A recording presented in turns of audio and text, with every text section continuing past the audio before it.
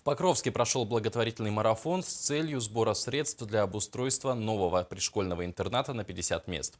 О том, кто принял участие в марафоне и сколько средств собрано, расскажет Виолетта Засимова.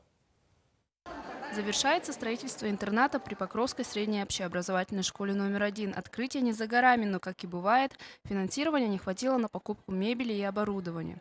Коллектив школы решил организовать благотворительный марафон, чтобы ученики из наслегов Улуса как можно скорее заселились в новое уютное здание интерната. Очень трудно, что это внеплановый объект, но очень нужный нашему вузу, потому что там проживать будут одаренные дети, которые со всех наслегов. И вот это тоже некоторые главы понимают. Например, сегодня обещал приехать глава Булгунихтахского наслега, потому что оттуда очень много детей учится. В рамках марафона силами учащихся, учителей и выпускников прошлых лет был проведен концерт. Работники школьной столовой наготовили сладости и продавали присутствующим. Также была организована беспроигрышная лотерея, призы которой были сделаны вручную учениками и педагогами школы. Сегодня вот на благотворительном концерте что ты делаешь? Танцую. А как ваш танец называется?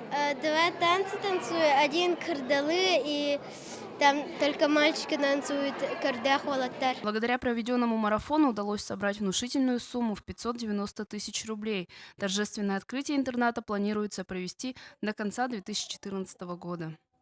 Виолетта Засимова, Александр Юрков, НВК «Саха», Хангаласский улус.